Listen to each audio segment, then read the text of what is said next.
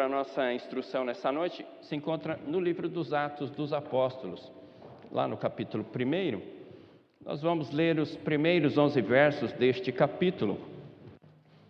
Será o texto para a nossa mensagem. Atos, capítulo 1.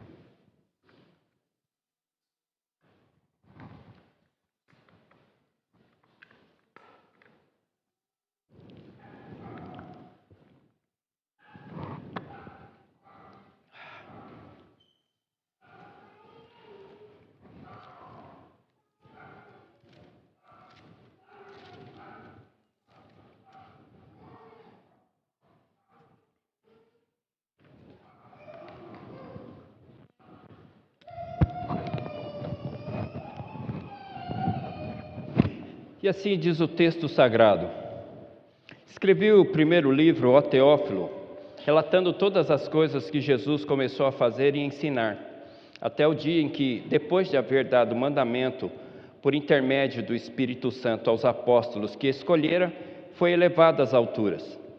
A estes também, depois de ter padecido, se apresentou vivo com muitas provas incontestáveis, aparecendo-lhes durante 40 dias e falando das coisas concernentes ao reino de Deus. E comendo com eles, determinou-lhes que não se ausentassem de Jerusalém, mas para que esperassem a promessa do Pai, a qual disse ele: de mim ouvistes. Porque João, na verdade, batizou com água, mas vós sereis batizados com o Espírito Santo não muito depois destes dias. Então, os que estavam reunidos lhe perguntaram: Senhor, será este o tempo que restaures o reino a Israel?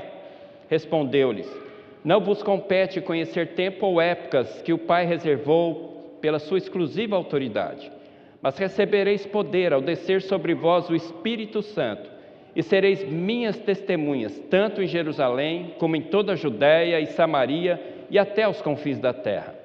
Ditas estas palavras, foi Jesus elevado às alturas à vista deles, e uma nuvem o encobriu dos seus olhos.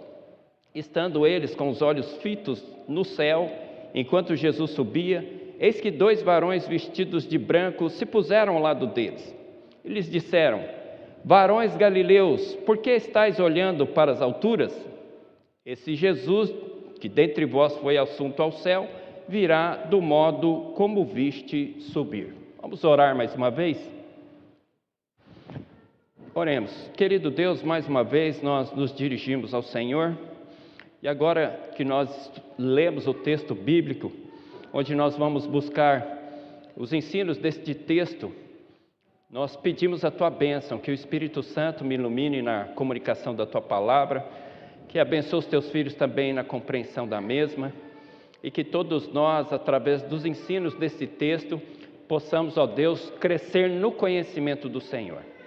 E que esse conhecimento não seja apenas algo teórico, mas que a gente possa aplicar na nossa vida. Ajuda-nos, abençoa-nos, para que não sejamos meros ouvintes da Tua palavra, mas sejamos servos diligentes, praticantes. Ajuda-nos nisto. Tire de nós todo e qualquer pensamento que possa comprometer a nossa atenção, para que ouçamos a Tua voz, cresçamos no conhecimento do Senhor e vivamos uma vida que o agrade. É em nome de Jesus que nós rogamos todas essas bênçãos e mais uma vez te agradecemos. Amém. Amém. Irmãos, o livro dos Atos dos Apóstolos, ele é um elo entre os evangelhos e as cartas que foram escritas por Paulo, por Pedro, Judas e Tiago.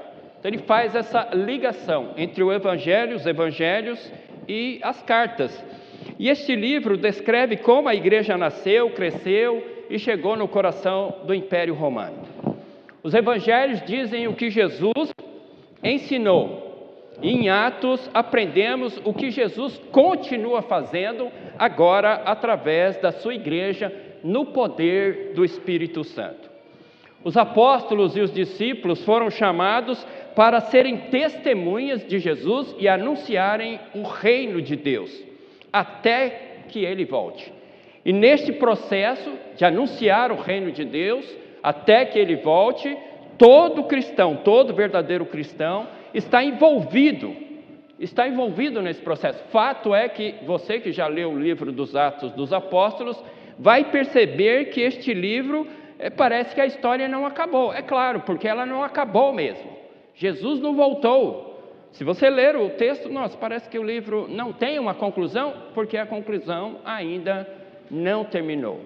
Nós ainda estamos e devemos, estar anunciando o reino de Cristo, de Deus, até que Jesus volte. O objetivo, então, desse texto que nós acabamos de ler, é que nós vejamos a mão de Jesus na direção da história e a semelhança dos nossos irmãos, e no poder do Espírito Santo, nós sejamos instrumentos nas mãos do Senhor e por sua graça façamos a nossa parte. Vejamos então como tudo começou. O texto começa dizendo: escrevi o primeiro livro, ó Teófilo, relatando todas as coisas que Jesus começou a fazer e a ensinar. Lucas escreveu a história da igreja cristã desde o seu nascimento até atingir a capital do império. E ele escreveu essa história em 2 volumes. Esses 2 volumes compunham uma única obra. E no primeiro volume, o Evangelho de Lucas, ele conta essa história do nascimento de Jesus até a sua morte, ressurreição e ascensão aos céus.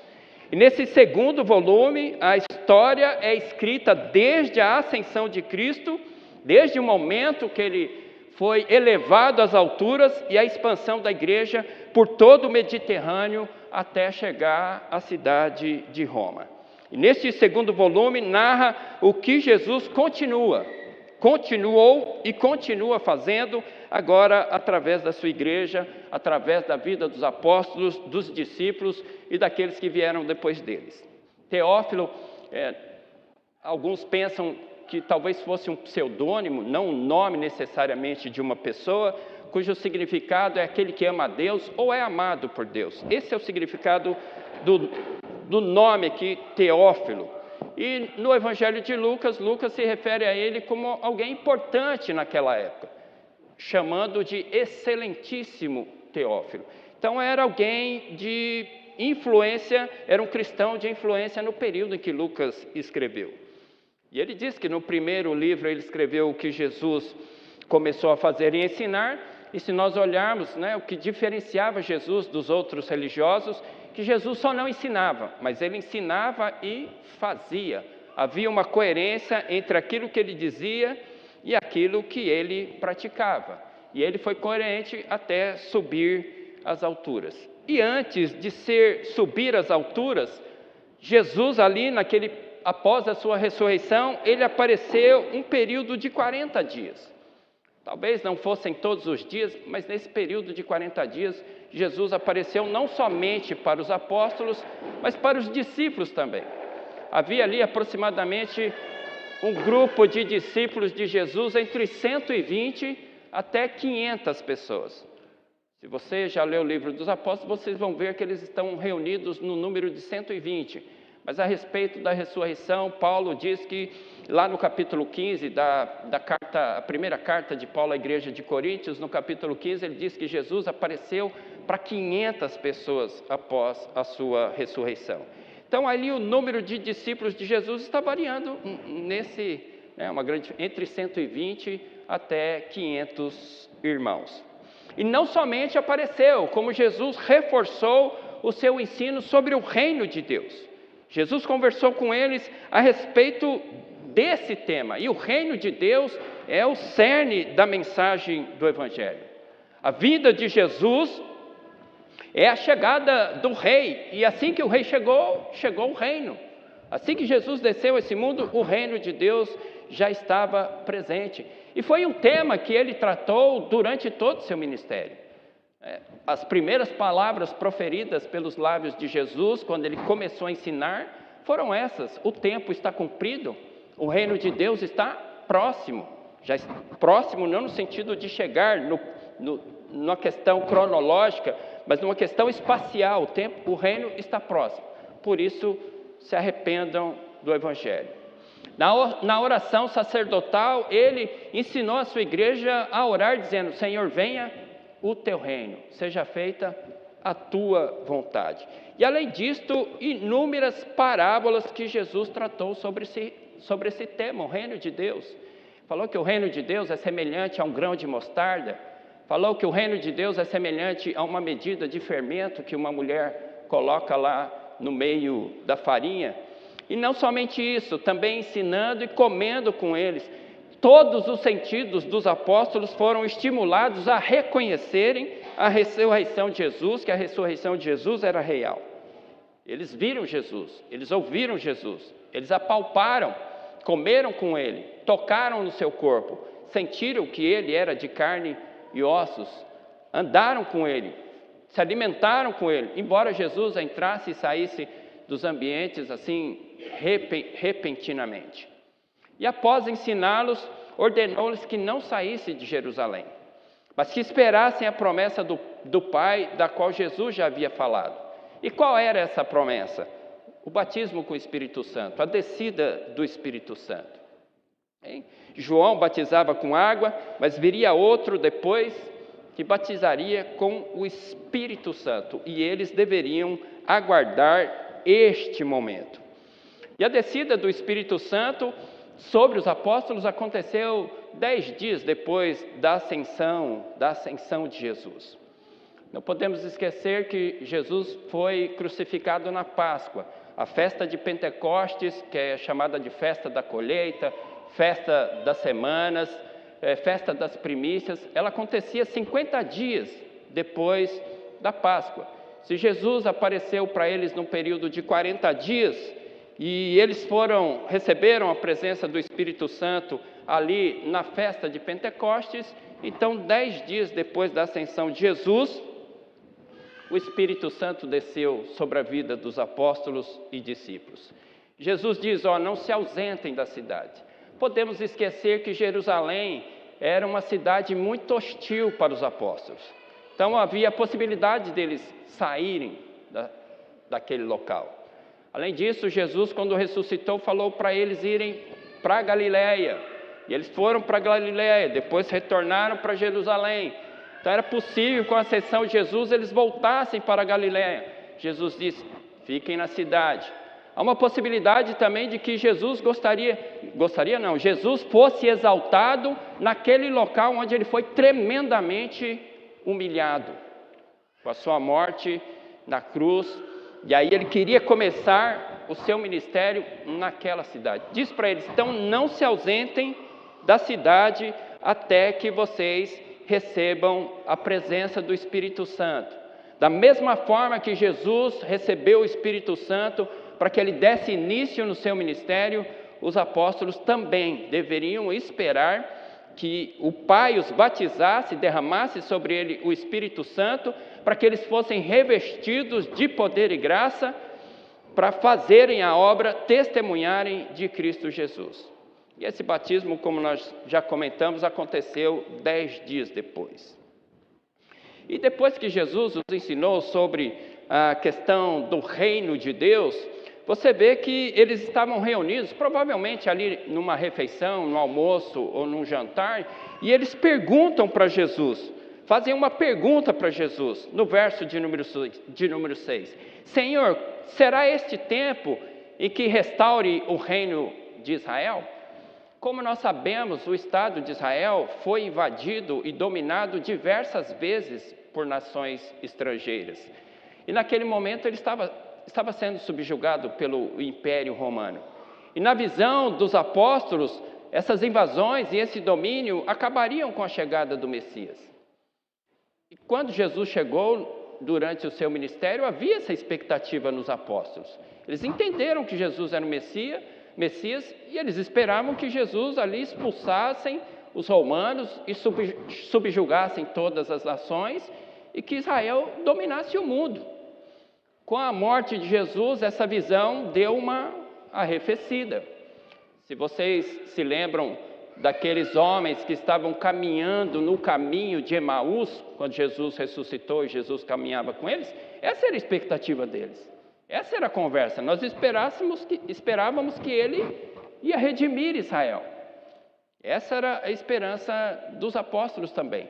Com a morte de Jesus, isso caiu por terra. Mas agora ele ressuscitou.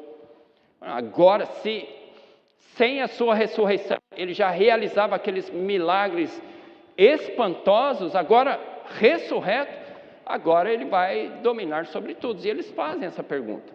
E Jesus nem entra no assunto. Diz para eles, não vos compete conhecer tempos ou épocas que foram determinadas por Deus. Os apóstolos nem começaram a trabalhar, eles já imaginavam que Jesus ia assumir o reino e eles seriam vice-regentes. Já queriam desfrutar, nem começaram a trabalhar, já queriam desfrutar do reino de Deus. E Jesus, então, nem entra nesse assunto, sabendo que depois, com a descida do Espírito Santo, esse tema seria esclarecido para eles. O Espírito Santo os esclareceria sobre esse tema. E a resposta de Jesus é: não se preocupem com o futuro. O futuro está nas mãos de Deus. Deus governa, dirige, controla e vai conduzi-lo segundo os seus propósitos. Vocês receberão o Espírito Santo, assim como eu recebi de meu Pai, e serão as minhas testemunhas. Serão o meu porta-voz, e tudo que eu ensinei, vocês ensinarão a outros. Tudo que eu falei, vocês falarão a outros, do que viram e ouviram, começando por Jerusalém, Judéia, Samaria e até os confins da terra. E se nós olharmos o livro de Atos dos Apóstolos, vai narrar o desenvolvimento da igreja dessa forma, como Jesus os instruiu. E depois de ditas estas palavras, Jesus foi elevado às alturas, diante dos olhos dos apóstolos, e uma nuvem o encobriu de seus olhos. E Jesus então voltou para os céus e assentou-se à direita de Deus, assumindo o seu lugar com todo o poder e autoridade sobre o céu e a terra. E os discípulos, mesmo agora sem vê-los, continuaram olhando, até que 2 anjos apareceram e lhes disseram: varões galileus, por que vocês estão olhando para as alturas? Esse Jesus dentre vós, que foi assunto ao céu, virá do mesmo modo que o viste subir.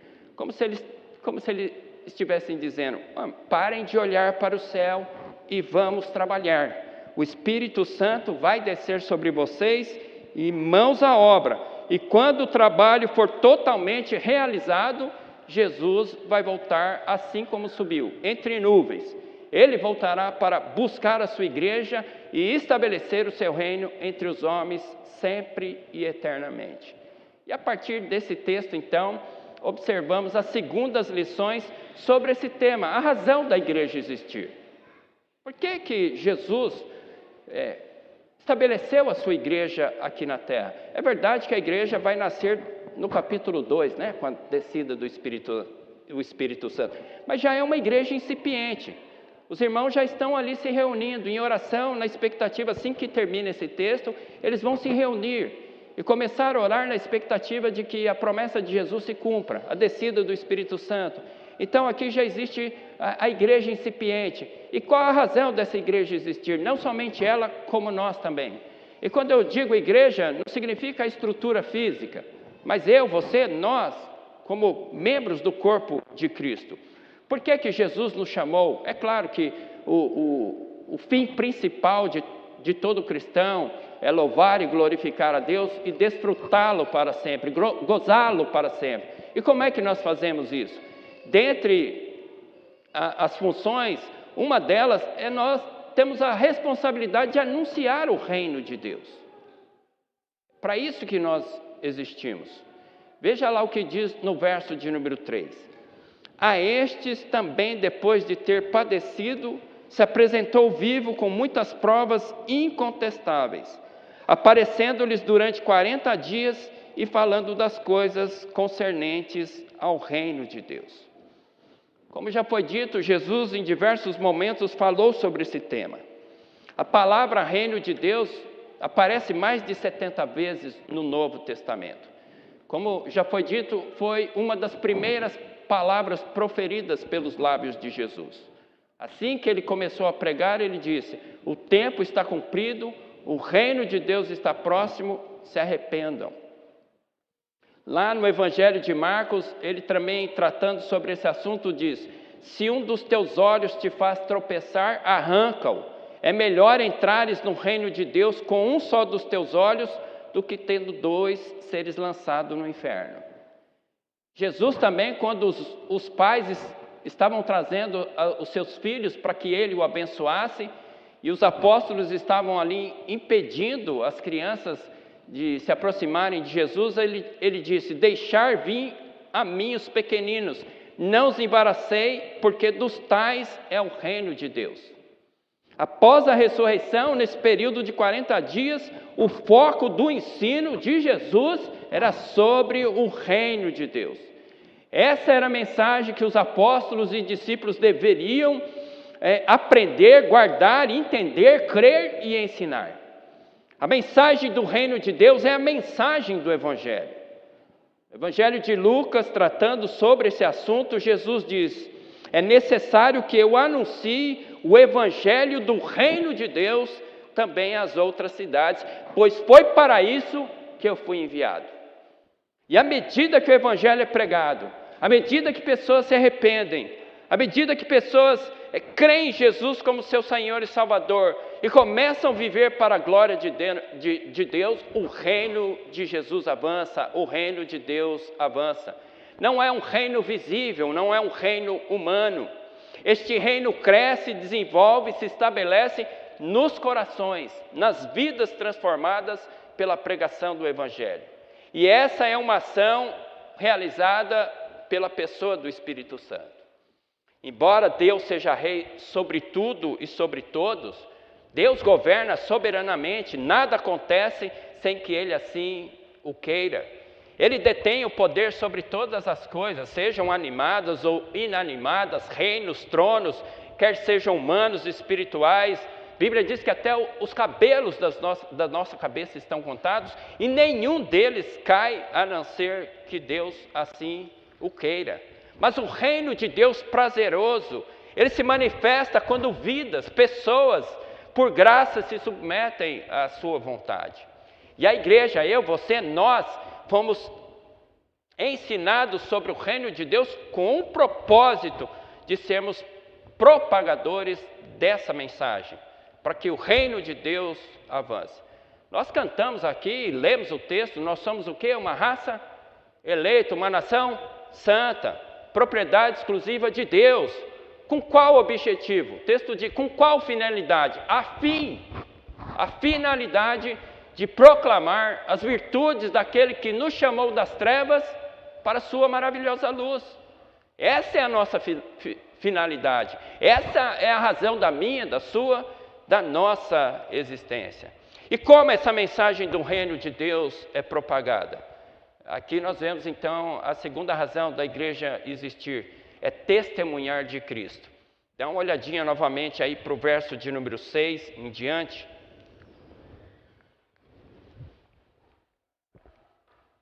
Então, os que estavam reunidos lhe perguntaram: Senhor, será este o tempo em que restaures o reino a Israel? Respondeu-lhes: não vos compete conhecer tempos ou épocas que o Pai reservou pela sua exclusiva autoridade, mas recebereis o poder ao descer sobre vós o Espírito Santo e sereis minhas testemunhas, tanto em Jerusalém como em toda a Judéia e Samaria e até aos confins da terra. O que é uma testemunha? Ou o que faz uma testemunha? Uma das atitudes de uma testemunha é falar o que ela viu e o que ela ouviu sobre um determinado acontecimento.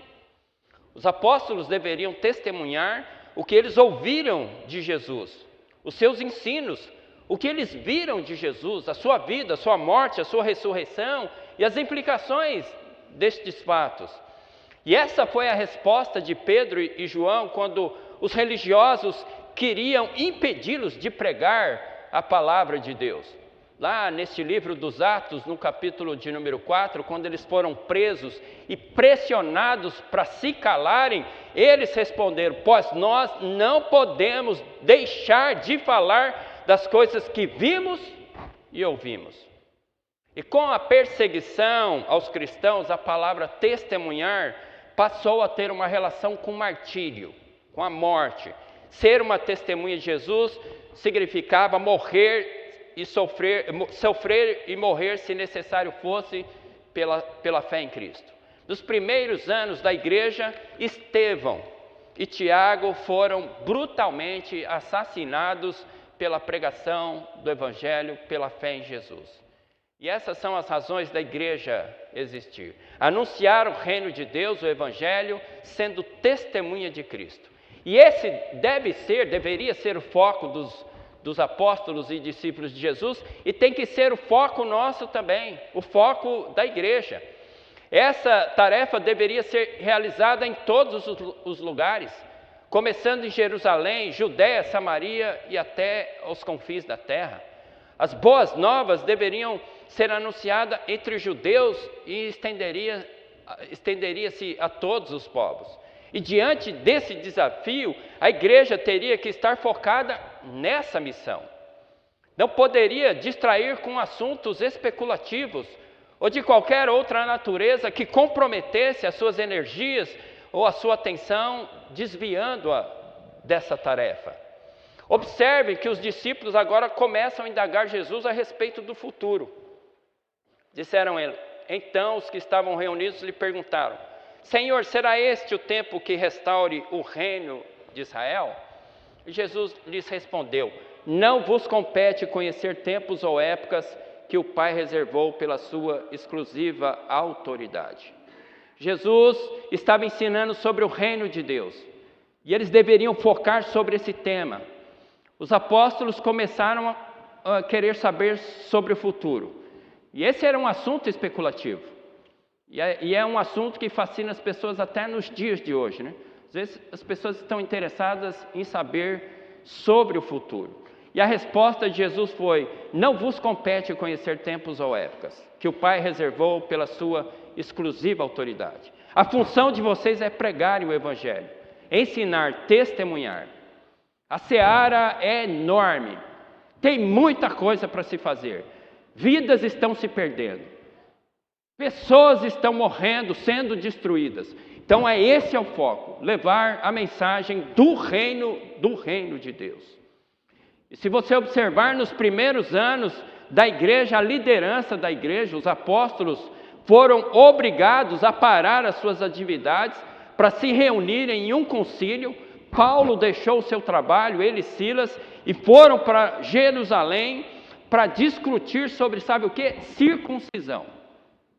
Já estava lá um assunto desnecessário e toda a liderança da igreja parou de fazer aquilo que é a sua prioridade para tratar sobre uma coisa especulativa, de menor importância, que era a circuncisão. Paulo escreveu diversas cartas para corrigir erros que estavam adentrando a igreja, e alguns eram importantes e necessários, mas outros estavam tratando sobre semana, sobre festa, sobre comidas, sobre roupas, sobre visões místicas, divisões, partidarismo e coisas dessa natureza. Assuntos que tiravam o foco da igreja, pregar o Evangelho, e assuntos que provocavam divisões na cristandade.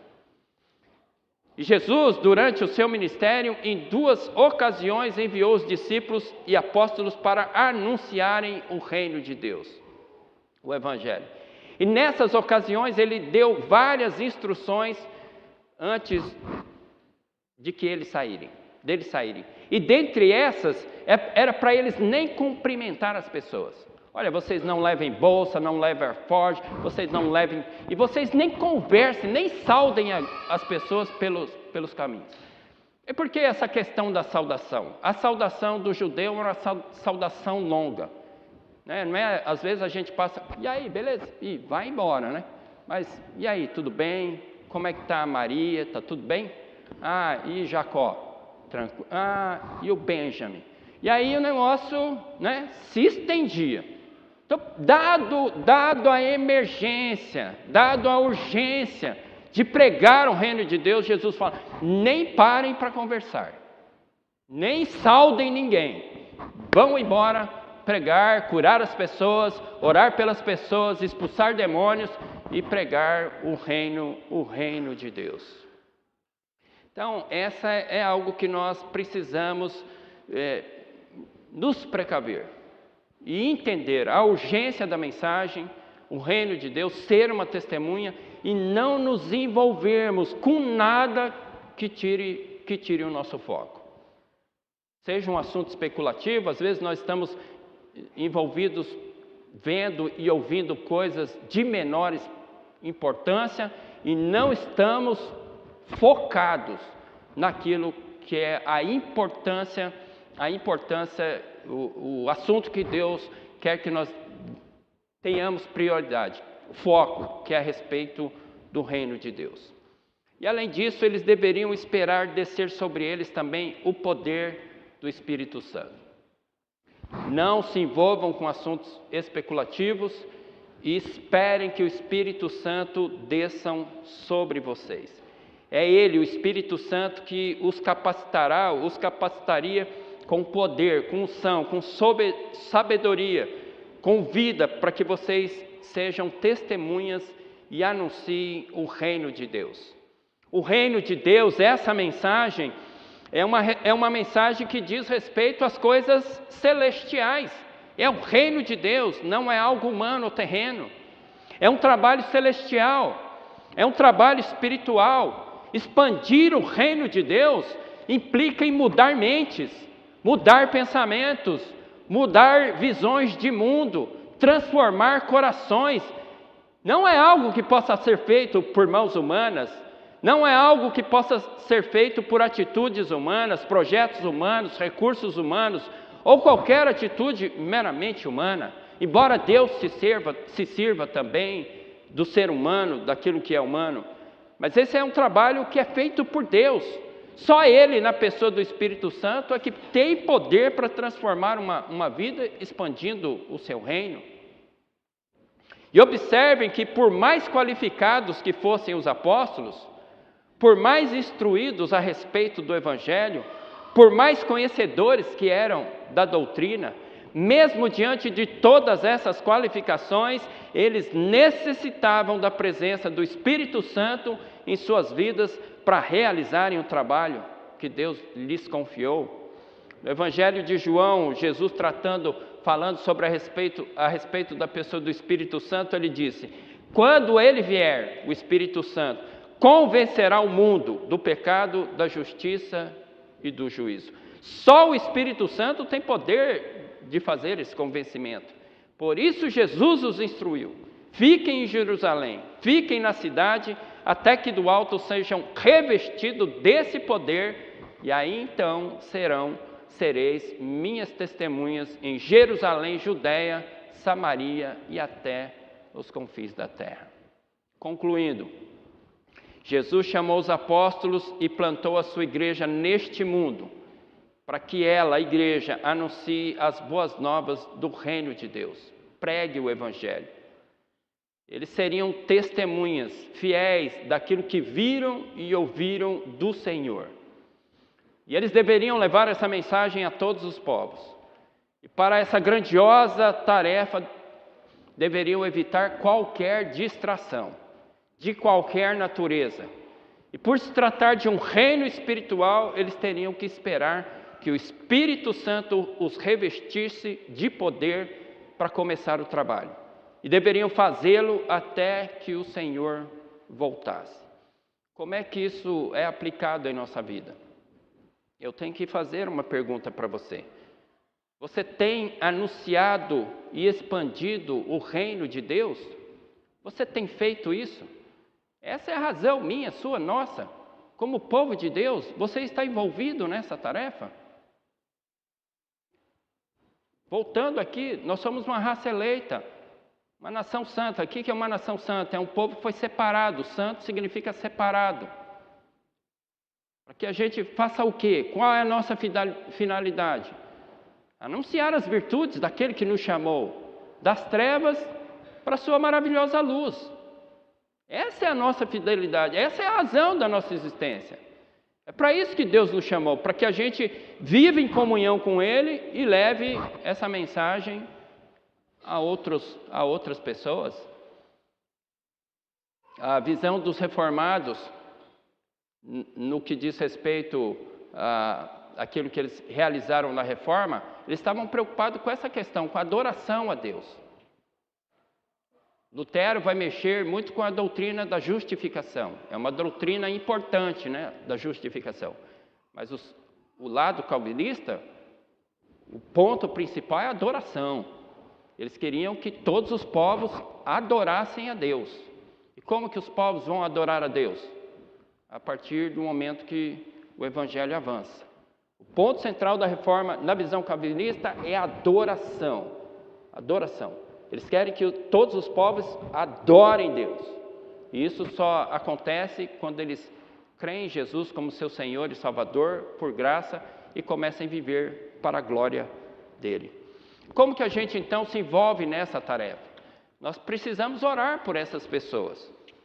Se você quer que Deus use a sua vida para alcançar o coração de alguém, você tem que orar por ele. Não é uma obra humana. Você não vai resolver isso na sua força, na sua capacidade, na sua persuasão ou em qualquer outro atributo que você tenha. Isso vai acontecer se você dobrar o seu joelho e se você orar. Você orar. É oração. A Bíblia diz que a nossa luta não é contra a carne, não é contra sangue, mas existem poderes, potestades, aí nas regiões celestiais, e para combatê-las é só a oração, é a graça de Deus. Então você tem que se colocar nas mãos de Deus para alcançar essa gente. Nós estamos tratando lá na igreja sobre o Velho Testamento, fazendo um panorama, e nós falamos sobre o livro de Jonas. E um casal que está nos visitando após esse estudo perguntou: pastor, qual é o melhor método de evangelização? O melhor método de evangelização é um homem e uma mulher cheio do Espírito Santo. Esse é o homem e a mulher que Deus vai usar. É isso que vai impactar vidas, é isso que vai despertar pessoas para expandir o reino de Deus. Você é uma testemunha de Cristo? O Espírito Santo já desceu sobre a sua vida? O Espírito Santo já convenceu você do pecado, do juízo e da justiça de Cristo? Se isso ainda não aconteceu, hoje é o dia para você se arrepender de seus pecados, reconhecer que é um pecador e receber a justiça de Deus, por meio de Jesus, que morreu e ressuscitou para nos libertar das consequências eternas do pecado, o juízo de Deus.